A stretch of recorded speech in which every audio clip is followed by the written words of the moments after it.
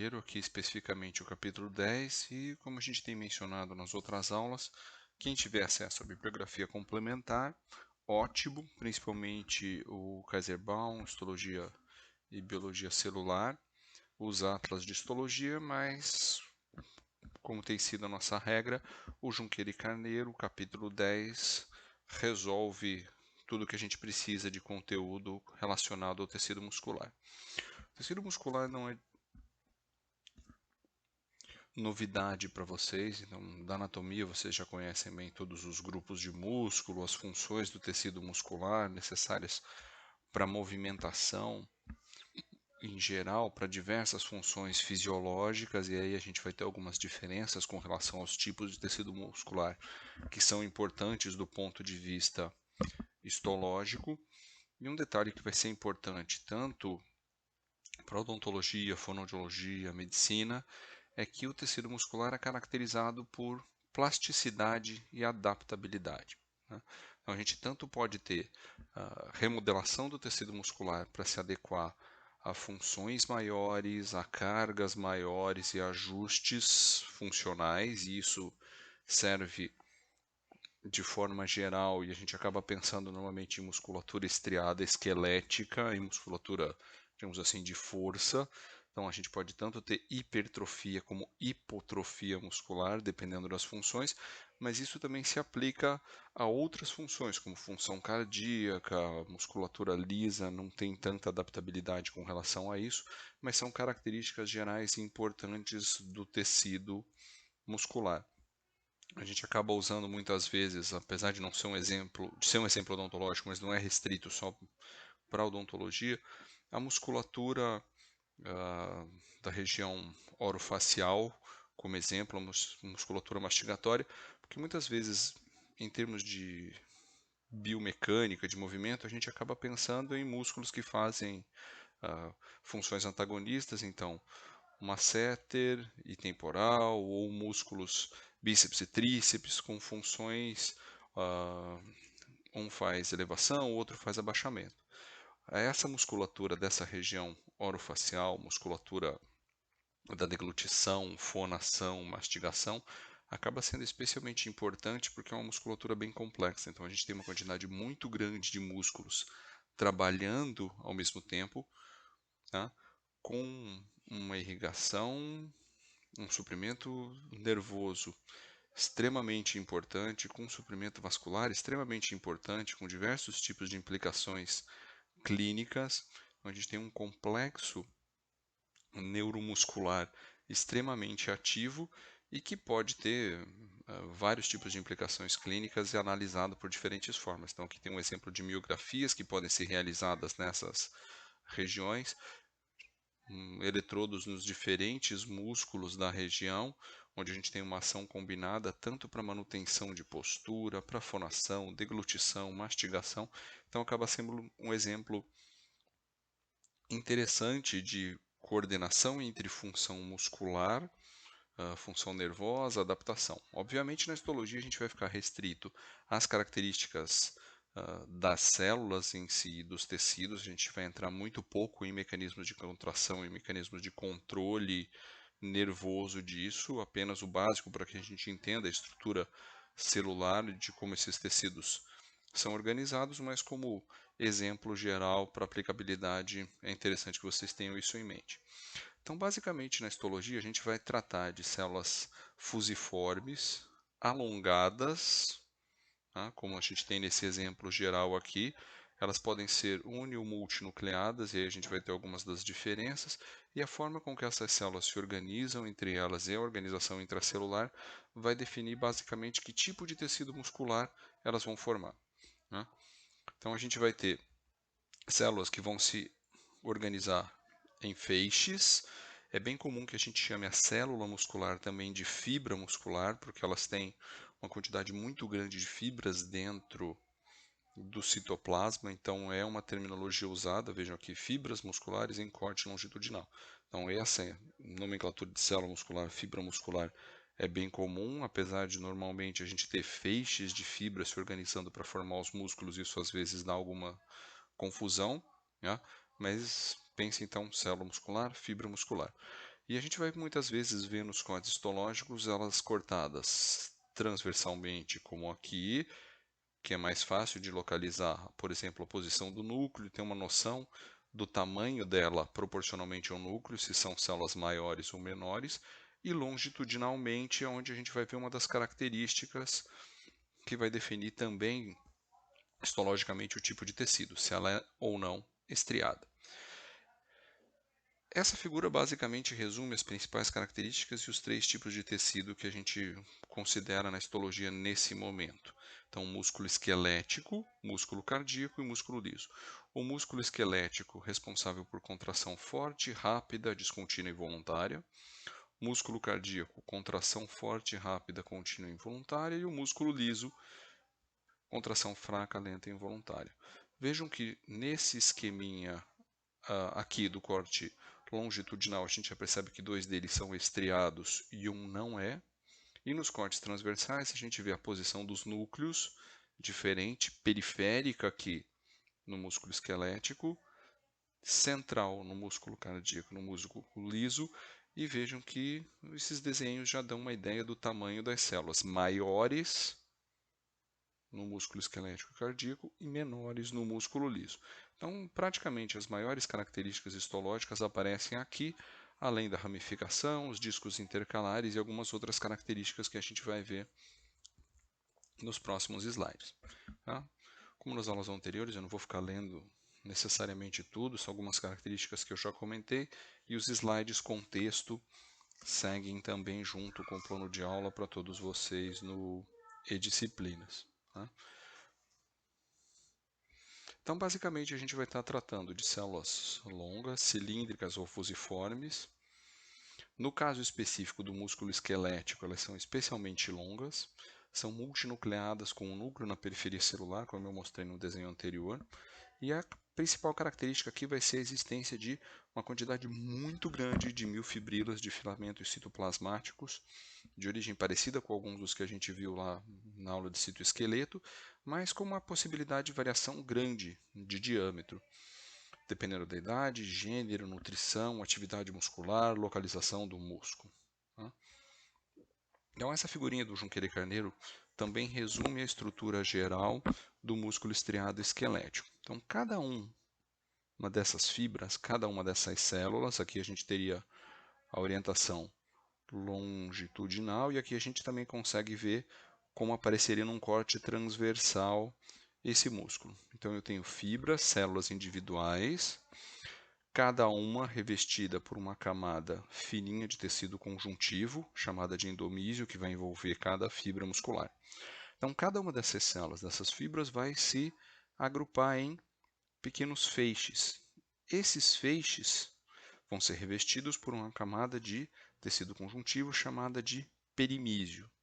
E diversos feixes vão se agrupar para formar músculos como um todo. E isso vai ser revestido então por uma camada mais espessa de tecido conjuntivo chamada de epimísio. Quem já pegou um pedaço de carne na mão para fazer churrasco, para preparar, já deve ter visto aquela face, aquele tecido esbranquiçado, que às vezes aparece em alguns cortes mais evidente do que em outros. Normalmente esse é o epimísio. Tá? Então eu tenho células organizadas em feixes organizadas em músculo e tecido conjuntivo, endomísio, perimísio e epimísio. Isso é extremamente importante para que exista uma coesão entre essas células, para quando essas células são submetidas a um estímulo de contração, essa força seja propagada para o músculo como um todo. A gente não tenha contrações individuais. Obviamente, a contração é de cada célula, mas a força resultante da contração então se propaga e acaba sendo efetiva do ponto de vista biomecânico. Né?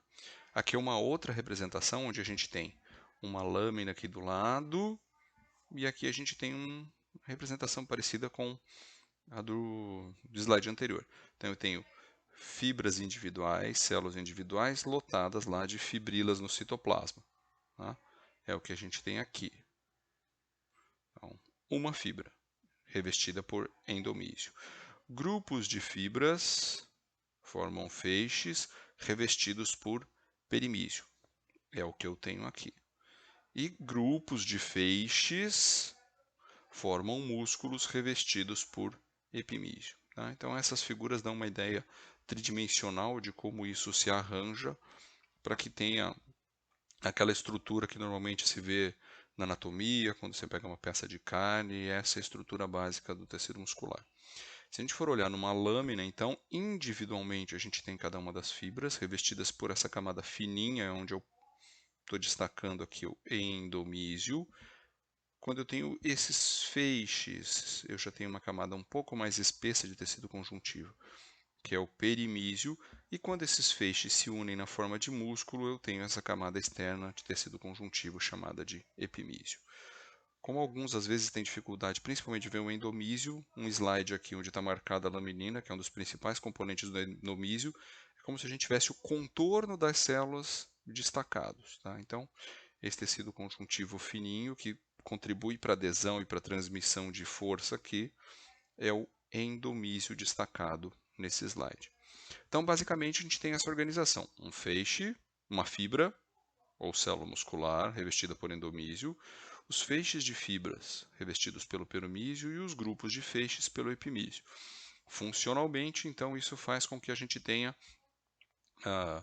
essa transmissão da força da contração de uma fibra ou de uma célula para o músculo todo, do músculo para o tendão, do tendão para o tecido ósseo, para que a função biomecânica possa ser exercida. Tá? Nos músculos onde a gente percebe essa estriação, e dependendo do aumento e da preparação, isso já é relativamente bem visível nas preparações para histologia convencional de microscopia óptica, a gente consegue perceber essas estriações que são decorrentes da organização intracelular das fibrilas de actina e de miosina que formam a unidade estrutural que está aqui dentro desse músculo, que é o sarcômero. Na microscopia eletrônica, a gente consegue ver linhas mais claras, linhas mais escuras, e são definidas então como linha Z, bandas A, bandas H. Nos livros, vocês vão perceber que tem toda uma descrição de que um sarcômero vai de uma linha Z até outra com uma semi-banda. Então, tentar decorar isso é relativamente complexo.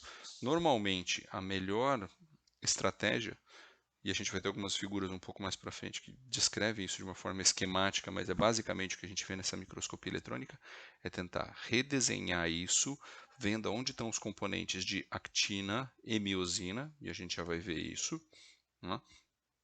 E tentar entender isso, tentar decorar o que faz parte de cada um, apesar de ter os próximos slides, normalmente não é uma estratégia lá muito eficiente. Tá? Aqui a gente está vendo o sarcômero num ângulo, se a gente cortar ele na outra organização, a gente vai ver esses pontos maiores, que são os pontos correspondentes às moléculas maiores de miosina, e os pontos menores, que são correspondentes às moléculas de actina. E quando a gente transforma isso no desenho, então basicamente o que a gente tem é aquela mesma microscopia eletrônica aqui, mas representada então por banda A, as duas semibandas I, a linha Z, e aqui a gente tem a representação do que existe em cada uma das partes. Então, se eu pegar essa região aqui indicada pelo I, basicamente no sarcômero em repouso, eu só tenho actina. Se eu pego essa região central, basicamente eu tenho as moléculas de miosina. E eu tenho essas regiões aqui intermediárias onde eu tenho uma sobreposição tanto com uma molécula como a outra, o que é essencial porque a interação entre actina e miosina depois vai gerar o processo de contração. Como eu comentei antes, o processo de contração a gente vai ver superficialmente, isso normalmente a gente vê em mais detalhes na físio, mas é importante que vocês entendam a estrutura do sarcômero e depois, conferindo no livro com esses esquemas, tentem correlacionar a presença de actina ou miosina com as regiões e assim é mais fácil de entender do que tentando decorar a descrição que aparece. Tá? Então, nos livros vai aparecer essa descrição das estriações transversais, com zona clara, linha escura, banda H, banda I, linha Z. Então, tentar decorar, como eu comentei, acaba não sendo lá muito eficiente. Mas interessante é tentar entender aonde essas moléculas estão naquela posição, como elas interagem, e aí vocês vão conseguir fazer a descrição do sarcômero. Então, basicamente, o que a gente vai ter é um arranjo de miosina e actina, e com moléculas acessórias como troponina e tropomiosina, que são importantes também para o processo de contração. A actina é uma molécula globular, né? Se vocês lembrarem da aula de citoesqueleto, a gente tem monômeros de actina G que se combinam na forma de filamentos de actina F. E associadas a tropomiosina e troponina, elas vão ser importantes então na dinâmica de contração. Já a miosina vai ser a parte, digamos assim, pesada do sarcômero, e a gente vai ter moléculas maiores, filamentos intermediários, chamados também de filamentos grossos, muitas vezes na descrição do sarcômero, que vão ter uma atividade motora, dependente de ATPase, que vai propriamente dito fazer a contração e a movimentação. E junto a gente ainda vai ter duas moléculas acessórias, a tropomiosina e a troponina, uma filamentar e outra com sítios de ligação diferentes, importantes para a contração. Então, basicamente, a melhor figura é essa, onde você tem a representação desde do feixe de fibras, da fibra individualmente e depois aqui as áreas do sarcômero com cada uma das denominações e as moléculas presentes. Né? Então, lembrando as moléculas maiores aqui, miosina, o que aparece com risco mais fininho, actina. Né? E aqui as áreas de sobreposição, aonde o processo de contração vai começar e depois vai gerar um encurtamento do sarcômero e a geração de força. Então, basicamente, as moléculas globulares de actina formam esse polímero filamentar, que associadas então às moléculas de tropomiosina e de troponina vão formar o que a gente chama então de filamentos finos, seria o equivalente a essa região aqui. Né? Na troponina a gente vai ter aqueles três sítios de ligação, um para ligação na tropomiosina, um para ligação ao cálcio e um de função inibidora. São os três que estão aqui. Então a gente tem esse complexo perto das moléculas de miosina. Então aqui eu tenho as moléculas pesadas de miosina, a cabeça que vai fazer a interação, e a molécula de troponina aqui representada com os três sítios de ligação. Então na posição de repouso, essa molécula se posiciona sobre as moléculas de actina de uma forma que ela não permite a interação de actina e miosina. Quando existe cálcio no sistema, ele se liga nessa subunidade da molécula de troponina, existe uma mudança conformacional e essa região inibidora que bloqueia o sítio de ligação entre actina e miosina muda de posição e aí sim actina e miosina podem interagir utilizando a energia do ATP. Isso vai fazer uma mudança conformacional da molécula, que vai fazer um deslocamento, e isso vai ser o responsável então pela individualmente a somatória de milhares de moléculas dessas ao mesmo tempo do processo de contração. Né?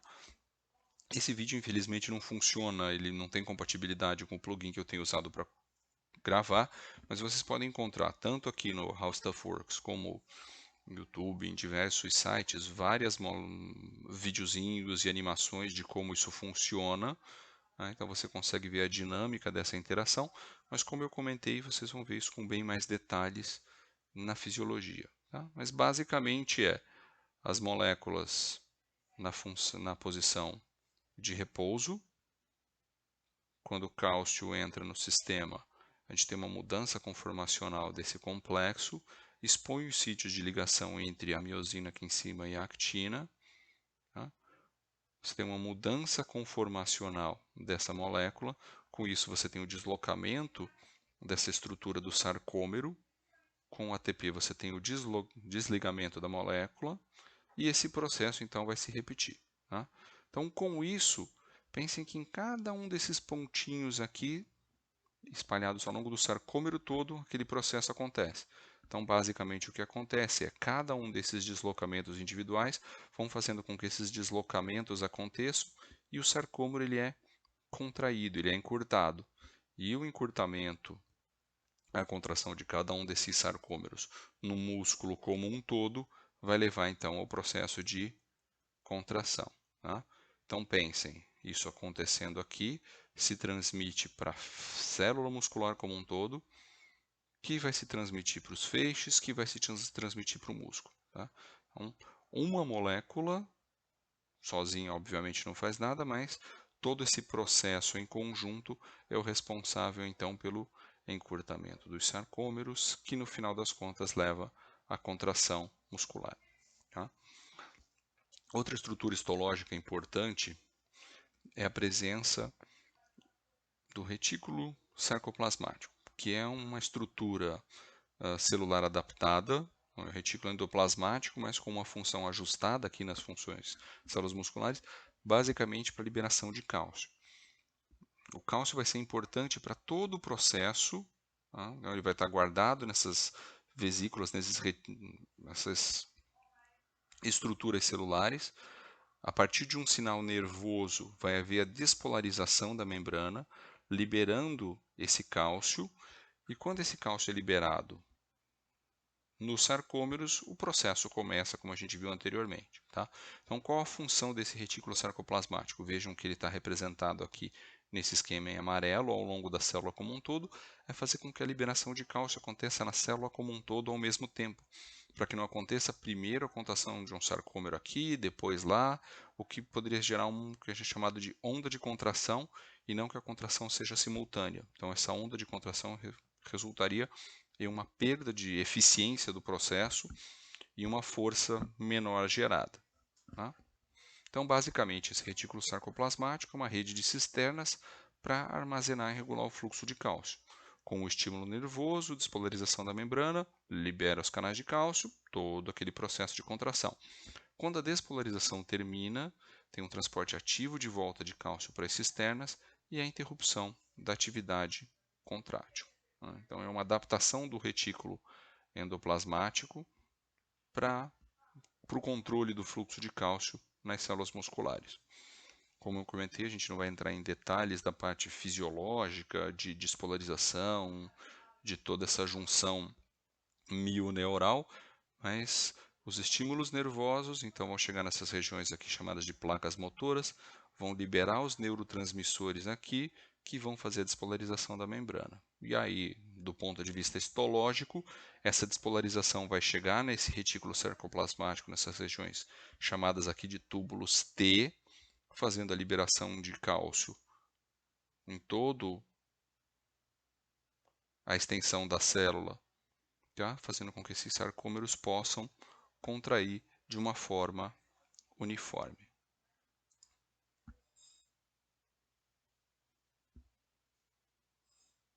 Do ponto de vista histológico, o importante aqui é entender que as fibras de tecido nervoso vão ser as responsáveis por controlar esse processo de contração. Então, essa unidade motora derivada do nervo com a fibra muscular, chamada de unidade motora, é o que vai controlar o processo de contração. Então, essa contração total vai depender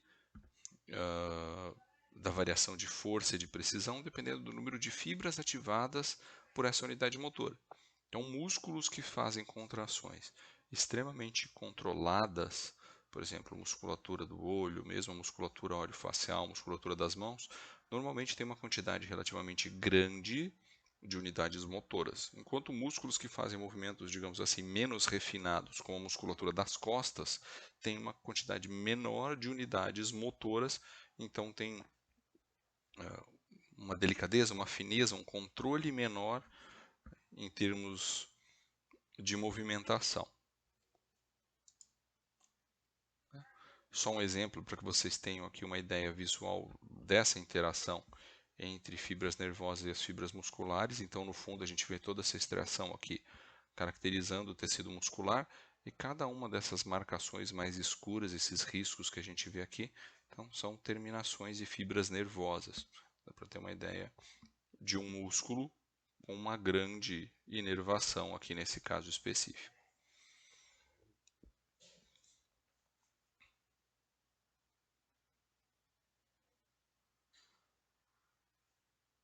A gente vai ter algumas características também que aparecem em alguns livros e descrições com relação a variações nos tipos de fibras musculares, normalmente com a descrição de fibras do tipo 1.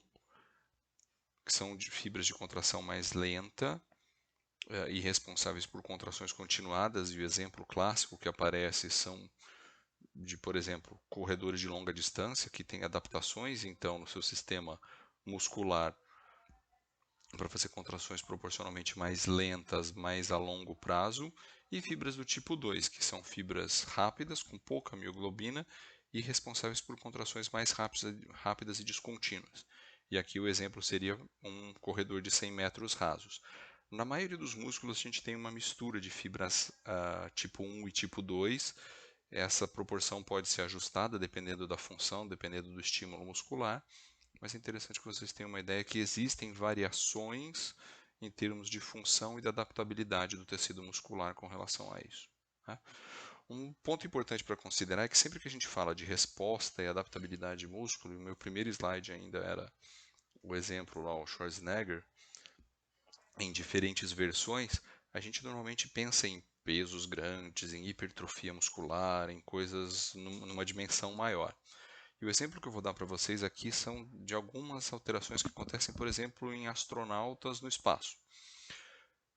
Pelo simples fato de eles não terem a força da gravidade para que eles façam força normalmente, e por força significa manter o corpo na postura normal, caminhar dentro das condições que a gente está acostumado, eles já têm alterações musculares e ósseas, dentre várias outras alterações fisiológicas, quando eles permanecem no espaço. Então, eles têm, como uma das atividades necessárias na rotina, se exercitar para que isso não aconteça. Então, quando a gente fala em força muscular, estímulo muscular, não necessariamente é ir na academia e levantar um peso gigantesco. Né? Subir escada, caminhar, as atividades normais do dia a dia já são atividades que estimulam o músculo. Claro que se eu quiser hipertrofia, uma função aumentada, eu tenho que ter um tipo de estímulo adequado. Tá? Mesmo um paciente, por exemplo, que não mastiga, não fala, a partir do momento que ele volta a ter a capacidade de mastigar, a capacidade de falar, de ter esse estímulo restabelecido, não dá para imaginar que ele vai retomar essa atividade num dia, do mesmo jeito que um paciente que ficou com a perna engessada por um tempo ou com o braço engessado demanda reabilitação, fisioterapia. Tá? Então, quando a gente fala em estímulo muscular, não pense necessariamente só em coisas muito grandes ou extremas. Agora a gente tem mais alguns slides para finalizar a aula, bem mais rápidos do que essa fase inicial. Primeiro, em relação ao músculo cardíaco, anatomicamente o coração é extremamente complexo, com várias estruturas diferentes, várias componentes musculares e componentes nervosos, mas histologicamente o que a gente vai ver são algumas das características únicas das células desse músculo cardíaco. Elas continuam sendo células alongadas, aqui uma característica diferente, elas são ramificadas, elas podem ter um ou dois núcleos, e aqui os núcleos são centrais e não periféricos, como a gente viu no músculo estriado esquelético. Outra estrutura histológica característica é a presença de discos intercalares, que são complexos com zônulas de adesão, desmossomos e junções comunicantes do tipo gap, que basicamente servem para melhorar a adesão entre essas células e a comunicação entre essas células para que elas funcionem de uma forma mais eficiente como um grupo, como um sincício. Então isso vai refletir histologicamente na presença dessas estruturas. Elas continuam tendo as estriações transversais que caracterizam lá o músculo esquelético pela organização dos sarcômeros. Tá? O tecido conjuntivo é bem mais delicado, proporcionalmente, equivalente ao endomísio. E a gente não vai entrar em detalhes, mas saibam que, por exemplo, no citoplasma dessas células a gente vai encontrar muito mais mitocôndrias. 40% contra aproximadamente 2% em média do músculo esquelético por variações no metabolismo. Então aqui a gente vai ter predominância de metabolismo aeróbio, são características diferentes por se tratar de um músculo que funciona o tempo todo. Tá? Então essa figurinha do Junqueira e Carneiro mostra as células com os núcleos centrais, os discos intercalares são destacados aqui, já dá para ter uma ideia da ramificação das células. Tá? Numa lâmina, essas estruturas mais marcadas que aparecem aqui são os discos intercalares, nem sempre é tão fácil de ver isso nas preparações para microscopia óptica. Já dá para ter uma ideia da ramificação das células, vejam aqui, e a gente continua vendo as estriações características que a gente viu derivadas da presença dos sarcômeros. Tá? E uma outra figurinha, então, mostrando esses discos intercalares, um complexo de zônulas de adesão, desmossomos e junções tipo gap entre as células. Então aqui a gente vê os sarcômeros e aqui a gente vê uma quantidade grande de mitocôndrias, também nesse desenho esquemático do músculo cardíaco. E finalmente, o mais simples de todos, o músculo liso. Tá? A gente tem células proporcionalmente menores, uninucleadas, com o núcleo central. Tá? Aqui nesse desenho a gente tem uma ideia de como elas aparecem num corte longitudinal ou transversal. Aqui numa lâmina. Então vejam pelo tamanho do núcleo em relação ao citoplasma, são células relativamente menores, tanto isso é mais visível aqui no corte transversal, no corte longitudinal a gente percebe os núcleos proporcionalmente maiores e relativamente mais simples do ponto de vista histológico. Então a gente continua tendo células longas e fusiformes, mas agora com núcleo único e central, sem aquelas estriações características, tá? Continuam sendo revestidas por uma lâmina basal e fibras reticulares para que exista uma transmissão da força de contração, mesmo sendo uma força de contração menor. Aqui a gente tem estruturas chamadas de cavéolas, que são depressões da membrana plasmática, formando vesículas que vão ser as responsáveis pelo armazenamento de cálcio, também importante para a contração, mas que já não vai mais ser uma estrutura como os túbulos T tão organizadas. E a gente vai ter alguns corpos densos, que são pontos de ancoragem entre a membrana, o citoesqueleto e proteínas do citoesqueleto, responsáveis então pelo processo de contração. Tá? A gente continua tendo actina e miosina. A diferença é que essas moléculas não se organizam em sarcômeros, então é uma proporção bem menor dessas moléculas. Não existe mais a troponina. Aqui a miosina é uma miosina diferente, chamada de miosina do tipo 3, que vai interagir com a actina e, simplificando bem o processo, a gente vai ter o estímulo, de novo nervoso, aqui ele vai chegar nessas cavéolas, onde vai ter a liberação de cálcio, e o cálcio associado a moléculas como a calmodulina vai fazer com que essa miosina atinja a forma ativa filamentar e que vai interagir com a actina. Né?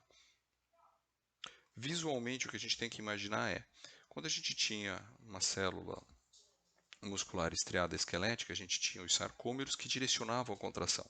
Aqui a gente tem essas proteínas, esses corpos densos, actina e miosina, mas quando a célula contrai, ao invés de ter uma movimentação basicamente unidirecional encurtando o sarcômero é como se a célula fosse espremida em direção ao centro dela. Tá? Obviamente, com a quantidade menor de proteínas contráteis e não tendo esse direcionamento, a gente acaba tendo uma força muscular de contração proporcionalmente menor. Né? Então, essa talvez seja a figura que melhor ilustre como é o processo de contração nessas células e por que ele é tão diferente das células que têm sarcômero. Então, volto na figura que eu mostrei no começo, onde a gente tem esse resumo das características, os 3 tipos celulares, e essas são as principais características que a gente precisa terminar essa aula sabendo. Tá? Depois a gente passa para o histology guide, no próximo vídeo, onde a gente vai ter algumas das características principais desses tecidos para que a gente possa fazer o reconhecimento e depois os desenhos.